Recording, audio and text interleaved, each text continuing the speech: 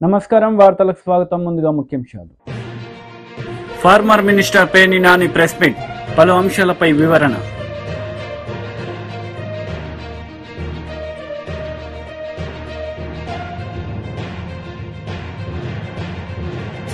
మంత్రి Seethakka press meet, ఇరు పార్టీలపై fire.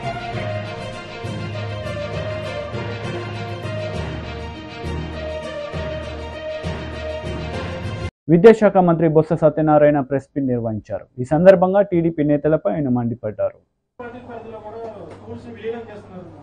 విలీనం చేయట్లేదు బాసు, నోనో తప్పది. ఏదైతే థర్డ్ క్లాస్ నుంచి ఎప్పుడు లేని విధంగా 3వ తరగతి నుంచి సబ్జెక్ట్ టీచర్ కాన్సెప్ట్ తీసుకొచ్చాం. 1 నుంచి 5వ తరగతి వరకు ఒకే టీచరు అన్ని సబ్జెక్ట్ చెప్తాడు. English, Telugu, science, social, maths అన్నీ. దాన్ని ఇప్పుడు వచ్చి ఈ ప్రభుత్వం జగన్మోహన్ ఆలోచన చేసి నేను ఎడ్యుకేషన్ మినిస్టర్ అయిన తర్వాత దాని కాన్సెప్ట్ మార్చాం. ఏమని, థర్డ్ క్లాస్ నుంచే సబ్జెక్ట్ టీచరు క్లాసులో సైన్స్ వేరు, సోషల్ వేరు, ఇంగ్లీష్ వేరు, మ్యాథ్స్ వేరు. ఆ టీచర్ని తెచ్చి చేస్తున్నప్పుడు పిల్లలకి చదువు చెప్పడానికి వచ్చి పక్క దగ్గరలో ఉన్న 1 కిలోమీటర్ ఉన్న ఎవరైతే స్టూడెంట్స్ ఉన్నో వాళ్ళు తీసుకొచ్చి అక్కడ టైప్ చేస్తే ఎక్కువ మంది చెప్పడానికి వీలు పడుతుంది, సబ్జెక్ట్ టీచర్లు కూడా అవకాశం ఉంటుందని చెప్పి కాన్సెప్ట్ తీసుకొచ్చాం. అందులో భాగంగా ఇది మెజ్జింగ్ తప్ప 1 కిలోమీటర్ దాటి కానీ కాలువ గట్ల మీద కానీ లేదా హైవే క్రాస్ చేసిన కానీ అవి కూడా చేయొద్దన్నాం. 1 కిలోమీటర్ లోపు ఉండేసాయి చేయొద్దన్నాం.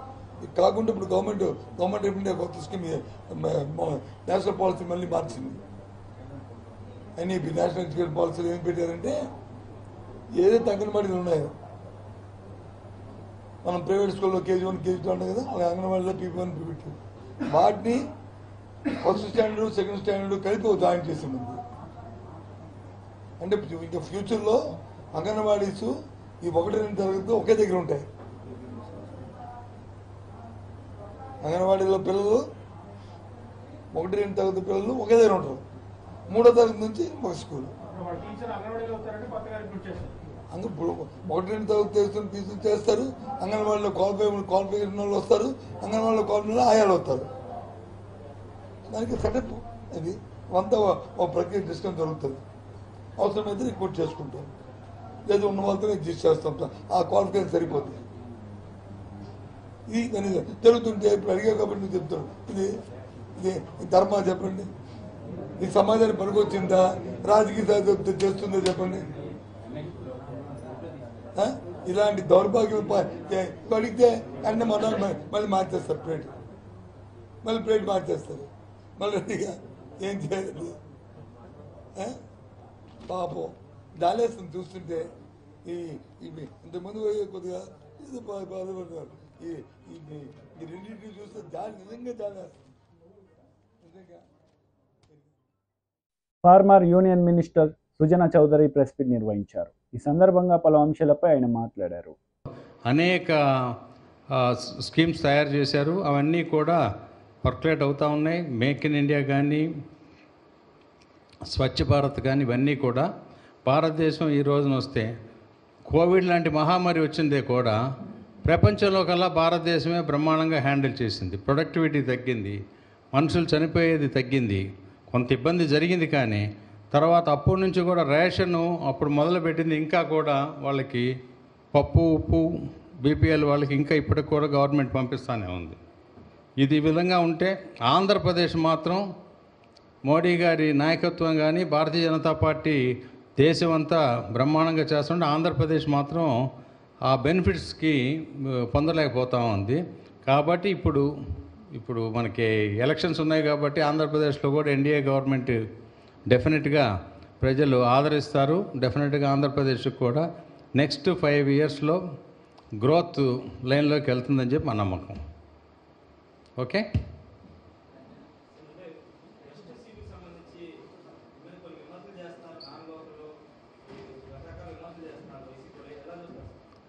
ఇప్పుడు మా భారతీయ జనతా పార్టీ ఎన్డీఏ ఉద్దేశం కూడా go local with vocal with local అనే నిదానం ఉంది కదా.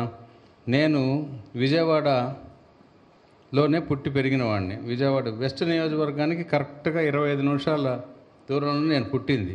చదువుకున్నాను ఇక్కడే నాకు బోళ్ళంత వ్యవసాయం ఉంది మా ఊరి దగ్గర, మా ఫ్యామిలీకి. సరే, విజయవాడలో ఉన్న వాళ్ళందరూ కూడా ఇక్కడ వాళ్ళన్నా కాదు కదా, అనేక చదువుకోవటాలకి దేనికి ఇంకో దానికి వేరే ఊర్లకి వెళ్ళి వస్తాం.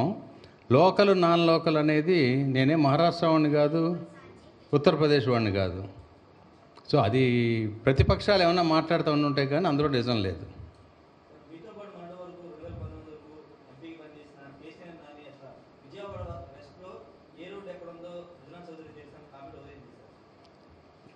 ఆయన ఎందుకు అలా దిగజారిపోయారనే దాని మీద నేను ఆయన మీద సానుభూతి పడవలసింది తప్పితే అంతకంటే నేను ఎక్కువ చెప్పలేను.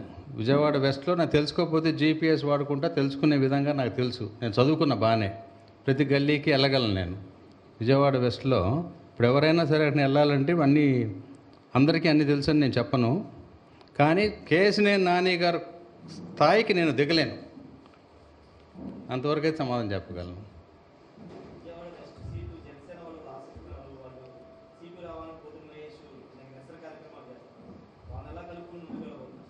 అది 3 పార్టీలు కలిసి తీసుకున్న నిర్ణయం.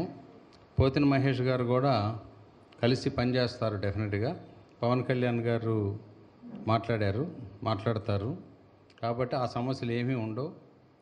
ఎన్డీఏలో ముగ్గురం కలిసి దిగ్విజయంగా పనిచేసి దిగ్విజయంగా గెలిచి చూపెడతాం.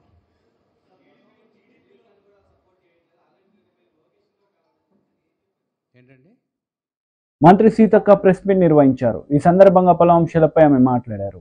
కంపెనీగా పెట్టింది, ప్రభుత్వ ఉద్యోగాలు క్రియేట్ చేసింది. ఈ రోజు ఉన్నటువంటి ప్రభుత్వ ఉద్యోగాలను కూడా అదాని అంబానీకి ఉపయోగపడే ఉద్యోగ కంపెనీలు చేస్తున్నారు, ప్రైవేట్ కంపెనీలుగా మారుస్తున్నారు. కానీ ఇలా బిఎస్ఎన్ఎల్ ప్రభుత్వం, బిఎస్ఎన్ఎల్ సిగ్నల్ పనిచేయదు. అదే జియోలు రియోలు అయితే ఫుల్గా పనిచేస్తారు. అదే నేను ఒకప్పటి నుంచి 25 ఏళ్ల కింద నేను బిఎస్ఎన్ఎల్ అదే సిగ్నల్ ఇప్పుడు దాకా అదే సిమ్ బిఎస్ఎన్ఎల్ సెల్. అరే అడవి రాజ్యం మరి ఎక్కడ పోయినా గవర్నమెంట్ కాబట్టి అది నడుస్తుంది అనుకుంటున్నాను. అది సిగ్నలే ఉండలేదు. హైదరాబాద్లో ఉండదు, ఆదిలాబాద్లో ఉండదు, ములుగులు ఉండదు. అంటే ప్రభుత్వ రంగ సంస్థల్ని ఏ రకంగా కుదేలు చేసి ప్రైవేట్ కంపెనీలకు ఇస్తారో ఒక్కసారి అర్థం చేసుకోండి. అంటే ప్రభుత్వ వ్యవస్థల మీద, ప్రభుత్వ సంస్థల మీద నమ్మకం లేకుండా ఈ మోడీ ప్రభుత్వం చేసి అదాని అంబానీ కంపెనీలు అద్భుతమని ప్రచారం చేసి వాళ్ళకు ఆదాయాన్ని ఇచ్చేటువంటి వ్యవస్థను ఈరోజు తీసుకొచ్చింది. ప్రైవేట్ ఎంతకాలం ఉంటుంది? వాళ్ళకి ఇష్టం లేకున్నా ఎత్తుకొని పోతాం, కంపెనీ తీసుకొని పోతాం. మనకి ఇష్టం లేకున్నా మనం వచ్చేటప్పుడు మనకి ఎలాంటి బెనిఫిట్స్ కూడా ఉండదు. అదే ప్రభుత్వ ఉద్యోగం కట్టినటువంటి తల్లిదండ్రులు అందరూ ఏం కోరుకుంటారు? నా కొడుకు ప్రభుత్వ ఉద్యోగం కావాలనుకుంటారు. మరి ఎంతమందికి ప్రభుత్వ ఉద్యోగాలు వచ్చినాయి? అదే కాంగ్రెస్ వచ్చిన తర్వాత ఈ రాష్ట్రంలో 3 నెలలలో 30,000 ఉద్యోగాలు ఇచ్చినటువంటి ఘనత కాంగ్రెస్ ప్రభుత్వం. బీజేపీ సంవత్సరానికి 2 కోట్లు అన్నారు, ఆ లెక్క 20 కోట్ల ఉద్యోగాలు రాలే. మన జిల్లాకి 20 ఉద్యోగాలు కూడా కేంద్ర ప్రభుత్వం ఇవ్వలే. కాబట్టి నేను ఇక్కడటువంటి ప్రజలందరినీ, సోదరులను సోదరిమణులను, కాంగ్రెస్ పార్టీ ముఖ్య నాయకులను అందరూ కూడా పెద్ద ఎత్తున కాంగ్రెస్లో జాయిన్ అవుతున్నారు. జాయిన్ అవ్వండి. కానీ ఒకరినొకరం చూసుకుంటే సంబరపడితే కాదు. కింద భావోద్వేగాలతో రెచ్చగొట్టే రాజకీయాలు, కుల మతాల శిక్షలు పెట్టే రాజకీయాలు నడుస్తుంటాయి. కాబట్టి ప్రజలను చైతన్యవంతం చేయాలి. కులము మరి పేరుతోటి, మతాల పేరుతోటి ప్రజల మధ్య విభజన తీసుకురావద్దు. అభివృద్ధి ఏందో నిలదీయకుండా అడ్డుకోవడానికే ఈ అడ్డుగోడలు సృష్టిస్తున్నారు. ఈ బీజేపీ బీఆర్ఎస్ అనేటువంటి విషయాన్ని కూడా తీసుకురావాలి. కాంగ్రెస్ వచ్చిందంటే మరి ఒక పట్టాలు ఇచ్చిరు, ఒక ఆరోగ్యశ్రీ ఇచ్చిరు, ఒక ఉద్యోగాలు ఇచ్చిరు, ఒక మోడల్ స్కూల్ ఇచ్చిరు, ఒక కస్తూరిబా, ఒక డిగ్రీ కాలేజీలు, ఒక ఐఐటీలు, మరి ఇట్లాంటి ఎన్నో తీసుకొచ్చినటువంటి ఘనత. భూముల పంపకం, పేదలకు 7 విడతలుగా భూముల పంపకం. అదేవిధంగా గతంలో ఇందిరం మిల్లు, ఇప్పుడు 5 లక్షలతో ఇందిరం మిల్లు, 200 యూనిట్ల కరెంటు ఫ్రీ. ఇప్పుడు ఆ రోజు కాంగ్రెస్ ఉన్నప్పుడు 500కే గ్యాస్ సిలిండర్. ఈ బీజేపీ కాలంలో 1200 ఉంటే మళ్ళీ ఇప్పుడు మన కాంగ్రెస్ రాష్ట్రంలో 500కే గ్యాస్ సిలిండర్. ఇట్లాంటి అనేక సంక్షేమ కార్యక్రమాలు మనం తీసుకొస్తున్నాం. దీన్ని సహించలేక బీజేపీ బీఆర్ఎస్ ఇంటర్నల్గా ఒకటై ఏమన్నంటే కూలుస్తాం అన్నోడు ఎప్పుడు స్వాస్థంగా లేడు. కూలుస్తాం కాలుస్తాం అన్నోళ్ళు ఎప్పుడు నాశనమయ్యే పోతారు. మొన్నటి దాకా మనల్ని అందరినీ కాంగ్రెస్లో ఉన్న వాళ్ళందరినీ మరి కూలుస్తాం అంటే ప్రజలు వాళ్ళని కూల్చిరు, అవునా కాదా? కాబట్టి ఇవాళ కాంగ్రెస్ పార్టీని బెదిరిస్తూ ఉన్నారు, కూలగొడతామంటున్నారు. అందుకని అవతల నుంచి 3 నెలల నుంచి ఒక్కరిని కూడా మనం ముట్టుకోలే, ఏ ఎమ్మెల్యేలు తీసుకోలే, కానీ వాళ్ళందరూ వస్తామంటున్నారు, కూలుస్తామని ఒక మాట బెదిరిస్తున్నారు. కాబట్టి కూల్చే దిక్కు మరి వాళ్ళు అంతమంది ఎమ్మెల్యేలు అవసరమా? ప్రజాస్వామికంగా పనిచేసే ప్రభుత్వానికి మద్దతు ఇస్తామంటున్నారు. కాబట్టి వాళ్ళను కాంగ్రెస్ పార్టీ తీసుకోవడం జరుగుతుంది.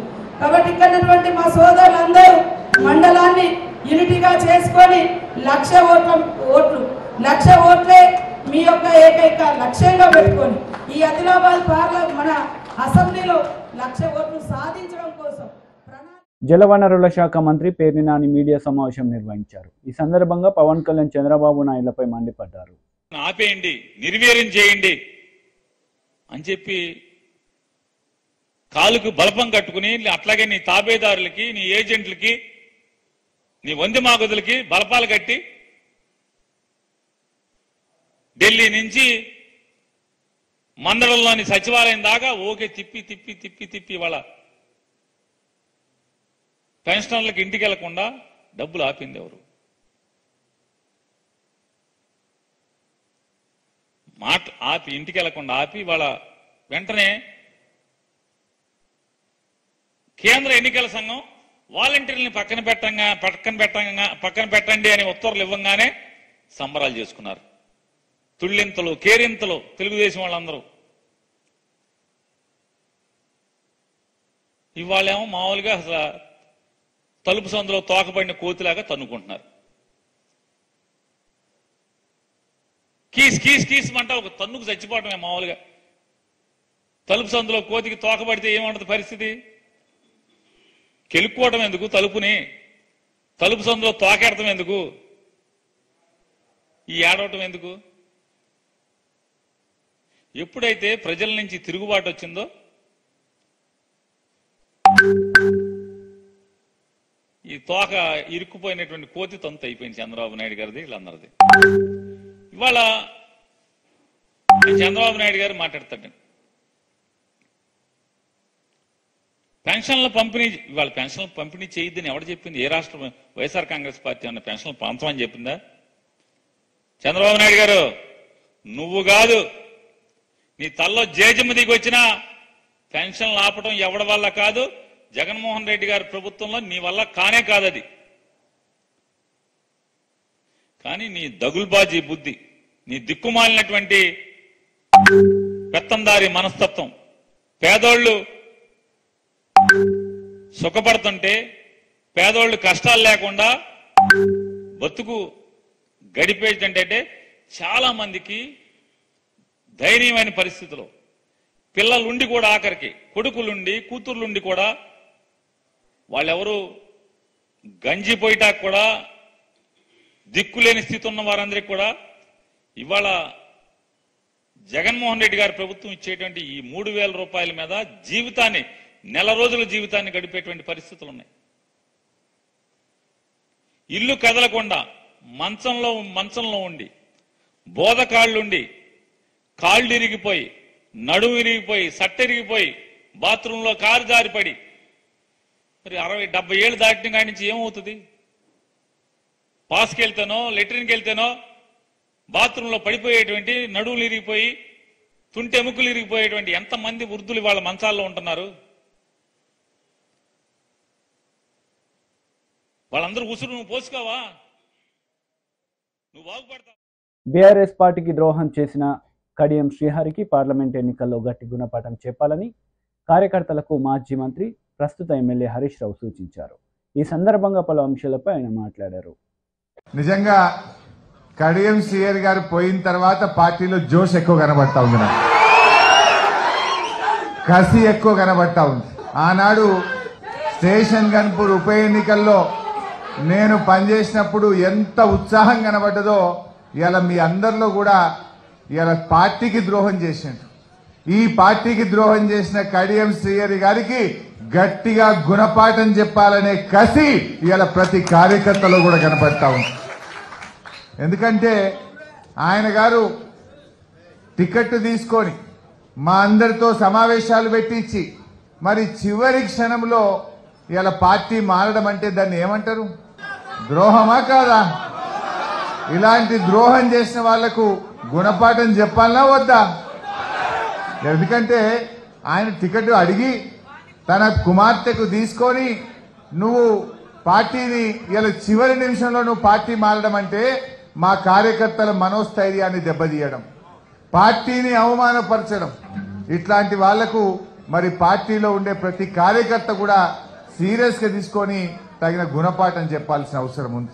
శ్రీహరి గారికి ఏం తక్కువ చేసింది పార్టీ?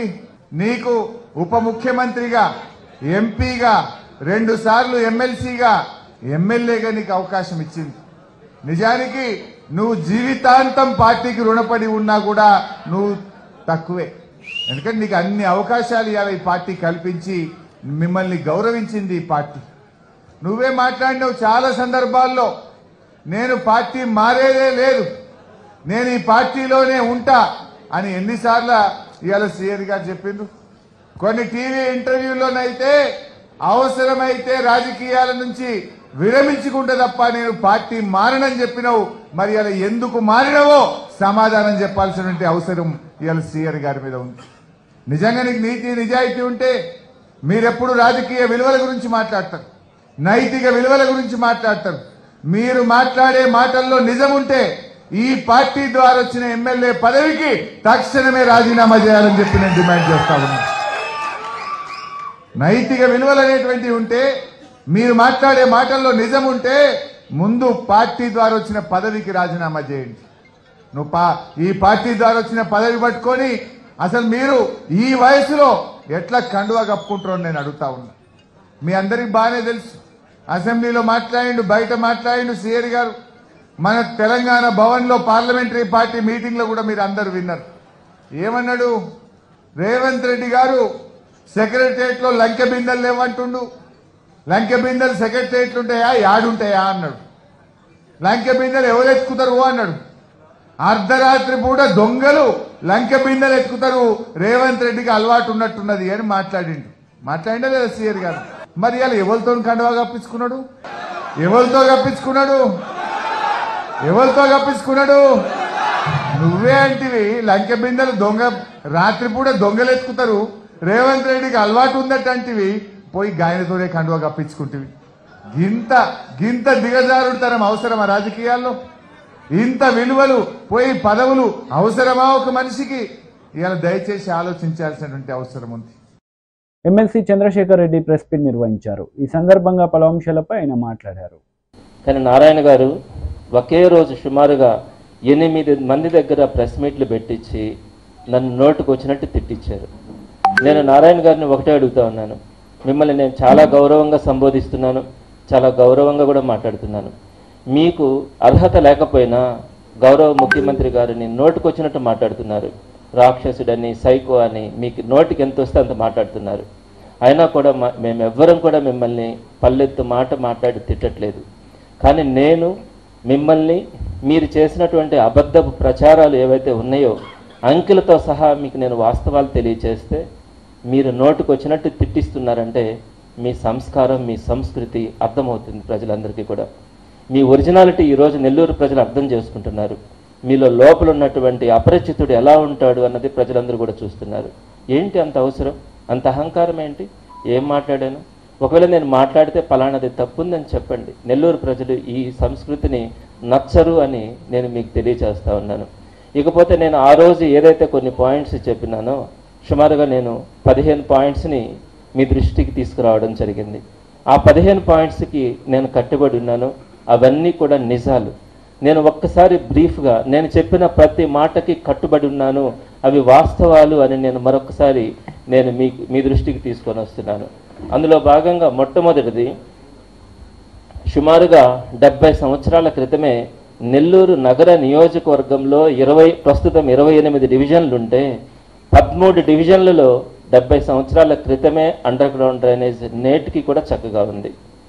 రెండో పాయింట్, మీరు ఆ 13 డివిజన్లని వదిలేసి మిగిలిన 15 డివిజన్లలో మాత్రమే మీరు అండర్ గ్రౌండ్ డ్రైనేజీ పనులు ప్రారంభించారు.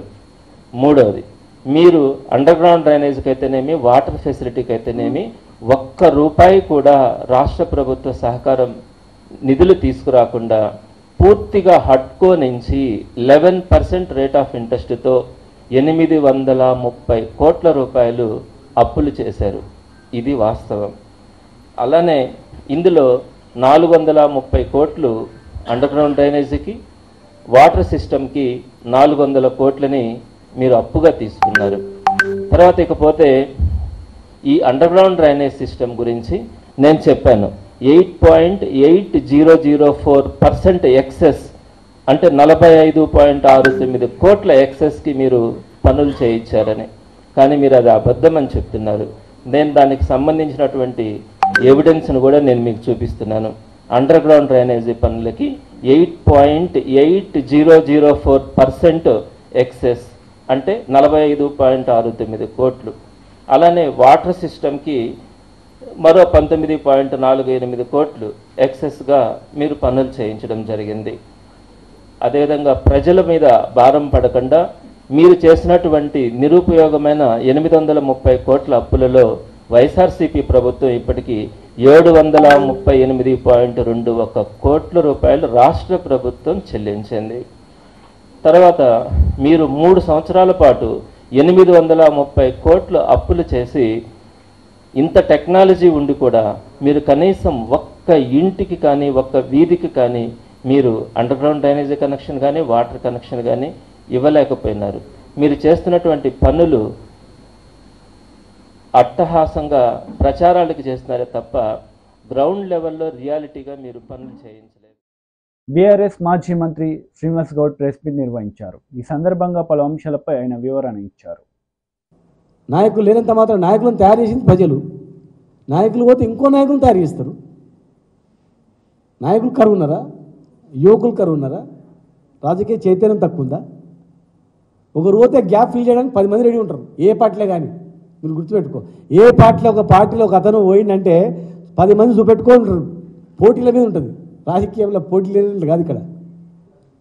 మీరు రైతు అయితే అర్థమవుతుంది. రైతు ఏం చేస్తాడు? ఆయనకుండే 4 ఎకరాల పొలం ఉందనుకో, ఒకటే పొలం 4 దిక్కులు వేస్తాడు అంతే. గీడ పడతాడు, ఈడేస్తాడు, గాడ పడతాడు, 4 దిక్కులు వేస్తాడు. బోలరామరెడ్డి గారు 100 బోర్లు వేసిండు. ఆయనకి 100 ఎకరాలు ఉందా? ఆయన 15 ఎకరాలు మొత్తం 100 బోర్లు వేసి పడేసాడు. మంది పొలాలు ఏం కదా, మంది పొలం వేస్తే మూతి పొలం అలగొడతాడు. ఆయన పొలంలో ఆయన వేసుకోవాలా? గీడ గాడ గాడ గాడ వేసుకుంటాడు. ఆయన గోస ఇది ఎండిపోతున్నప్పుడు కడుపు నొప్పి వేస్తుంటుంది. ఆడబడుతో దేవుడు, ఈడబడుతో దేవుడు 100 దేవుళ్ళకి మొక్కి కొబ్బరికాయ కొట్టి వేసుకుంటాడు. వేసిన తర్వాత మళ్ళీ మిషన్ రాదని చెప్పి ఇంకో దగ్గర గీడేద్దామా అంటే గాడేస్తాడు. కోషిష్ భక్తుడు అంటే 10 హాస్పిటల్ తిప్పుతారు ఇట్లా. కొన్ని ఊపుతుంటాడు, గాడబత్తాడు, ఆడుకోతాడు, ఏడబత్తాడు. గట్లా రైతులు కూడా గట్ల ఉంటుంది. తర్వాత మా పర్యటనను జనరల్గా కూడా ప్రభుత్వము హర్షించదు కదా. బాగా చేసిన, బ్రహ్మాండంగా చేసినట్టు వాళ్ళ విమర్శలు చేస్తారు వాళ్ళు. కానీ విమర్శలు అనేవి కూడా కొంత సద్విమర్శలుగా ఉండాలి. మేము ప్రతిపక్ష పాత్రనే ప్రశ్నించాం కదా. మీరు తెలివైన వ్యవహరిస్తే నిజమా కాదా అనేది రెక్టిఫై చేసుకుంటే ప్రజలలో మీకే మంచిగా ఉంటుంది. బేసిసాలకు పోవద్దు. ఇప్పుడు నీళ్ళు వదిలిండ్రు, సరే కేసీఆర్ గారు పోయినా నీళ్ళు వదిలి అనుకోవచ్చు కాక, కానీ పంట పండిన రైతులు మాత్రం మిమ్మల్ని కూడా అంటారు కదా, అమ్మ నీళ్ళు వదిలినరే చల్లగా అంటారు కదా. ఏం పాపం చేసి మన ఇద్దరి మధ్యలో వాళ్ళని ఎందుకు నష్టం చేద్దాం? ప్రతిపక్షం అధికార పార్టీ మధ్య ప్రజలు ఎందుకు నలిగిపోవాలా? వాస్తవంగా చూడండి.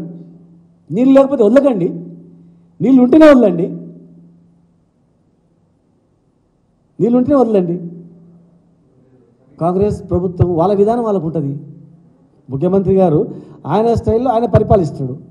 ఆయనకి ఇచ్చే అధికారుల ఫీడ్బ్యాక్, ఆయనకు ఉన్నటువంటిది దాంతో వాళ్ళకి ఏది బాగుంటే వాళ్ళ స్కీమ్ వాళ్ళు చేస్తారు. మా ప్రభుత్వంలో మేము చేసినాం. విద్యుత్ ఒప్పందాలు కావచ్చు, లేకపోతే విద్యుత్ ప్రాజెక్టులు కావచ్చు, మేము ఆ అధికారులను సమన్వయం చేసి ఆ డిపార్ట్మెంట్లో ఉన్నటువంటి సీనియర్ అధికారులతోనే మనమే ఉద్యోగాలు ఇవ్వాలి. బయట కొనుక్కోవద్దు, విద్యుత్ కొనుగోలు చేయొద్దు, మనమే ఉత్పత్తి చేస్తే ఎంప్లాయ్మెంట్ వస్తుంది, మనకు ప్రొడక్టివిటీ పెరుగుతుంది అనే ఉద్దేశంతో చేసినాం. అంతకన్నా మెరుగైనటువంటి ఒప్పందాలు చేసుకొని అంతకన్నా మంచి ప్రాజెక్ట్ ఉంటే మీరు చేయండి, దానిలో తప్పేం లేదు కదా. ఒక పాలసీ తెస్తున్నప్పుడు ఆ ప్రభుత్వం ఎవరి ప్రభుత్వంలో వాళ్ళ మార్పు ఉండడానికి చేస్తాం. అట్లా ముఖ్యమంత్రి గారు కూడా విద్యుత్ దానిపైన ఆయనకు ఉన్నటువంటి ఫీడ్బ్యాక్తో మంచి చేస్తే సంతోషమే. చేసిన తర్వాత రిజల్ట్ మంచిగా వచ్చింది అనుకో హ్యాపీయే. చేసిన తర్వాత పాతదానికి కొత్తదానికి వేరు చేసుకొని కొత్త ప్రాజెక్టులే బాగుంది అనుకోండి. ఇట్లైనా మోడర్నైజేషన్లో రాను రాను కొత్త కొత్త విధానాలు ఉంటాయి. పాతదానికి కొత్తదానికి భేదాలు ఉంటాయి. ఇట్లా ఆటోమేటిక్గా చేయని తప్పేం లేదు కదా. మనం ఉత్పత్తి చేసి ఇతర రాష్ట్రాలకు ఇచ్చే స్థాయి మనకుంది. విద్యుత్ గతంలో ఇప్పటికీ తెలంగాణ రాకముందు 3 గంటలు కరెంట్ ఇస్తుంది. ఇవాళ ఎట్లా వచ్చింది కరెంట్? మరి ఇండియాలో ఎక్కడైనా కానీ ఒక్క ఇండస్ట్రీ జనరేటర్లతో నడుస్తుండే, మూతపడుతుండే, నీళ్లు లేక ట్యాంకర్లతో కొనుకొస్తుంది. ఇవాళ ఏ ఇండస్ట్రీ అయినా నీళ్లు కొనుకొచ్చుకుంటుందా? నీళ్ళు వస్తున్నాయా లేదా? ఇండస్ట్రీ నడవడమే నీళ్లు, కరెంటు. డిప్యూటీ సీఎం బట్టి విక్రమార్క మీడియా సమావేశం నిర్వహించారు. ఈ సందర్భంగా ఇరు పార్టీలపై ఆయన మండిపడ్డారు. క్రిటికల్ టెక్నాలజీతో భద్రాద్రి పవర్ ప్రాజెక్ట్ పెట్టలేవు. అవసరం లేకుండా కేంద్ర ప్రభుత్వ నిధులతో పూర్తి అయిపోతుంది. అది అయిపోతే మళ్ళీ ఇదెందుకని ఎవడని అడుగుతాడు. కాబట్టి దాన్ని చేయకుండా దీంట్లో సూపర్ క్రిటికల్ టెక్నాలజీతో పెట్టాల్సినటువంటి భద్రాద్రి పవర్ ప్రాజెక్ట్ని ఎవడో ఒక వదిలేసిపోయినటువంటి సబ్ క్రిటికల్ టెక్నాలజీ సంబంధించిన టర్బైన్స్ అన్ని మిగిలి ఉంటే బిహెచ్ఎల్లో వాళ్ళకి సాయం చేయటం కోసం నువ్వు దీన్ని ఆపి దాన్ని పెట్టావు.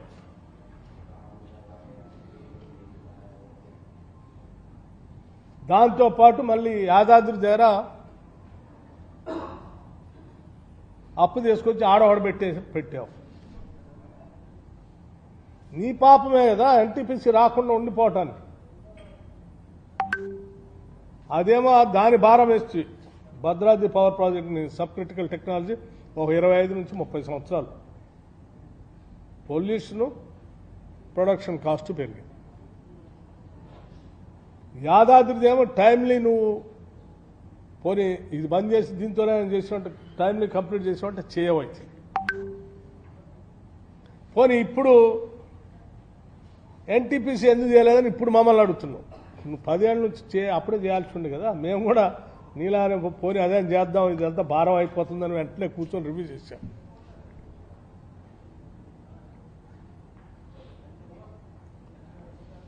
రివ్యూ చేస్తే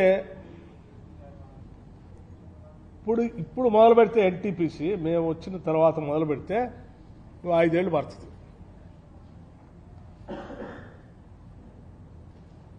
ఇంకో 5 ఏళ్ళు పడితే 5 ఏళ్ళు మినిమం, అది 6 ఏళ్ళు కావచ్చు 7 ఏళ్ళు కావచ్చు పడితే ఇప్పుడున్నటువంటి ధరల ప్రకారం లెక్కేస్తే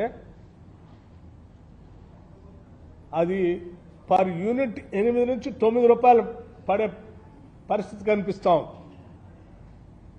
పర్ యూనిట్ 8 to 9 రూపీస్ భారం ప్రజల పైన పడే పరిస్థితి కనిపిస్తాం లెక్కల ప్రకారం.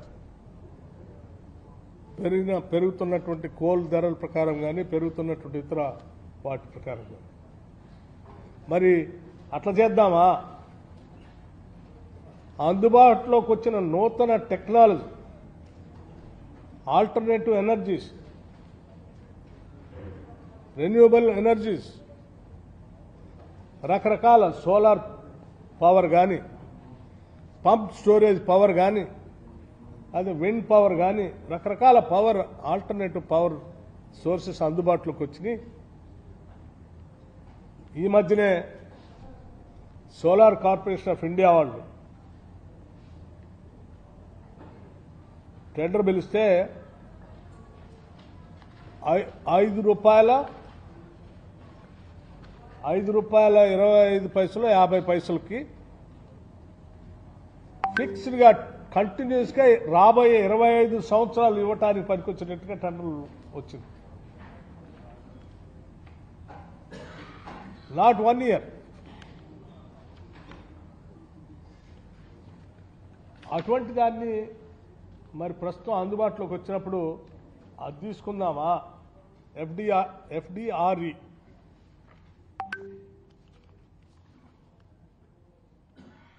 firm and dispatchable renewable energy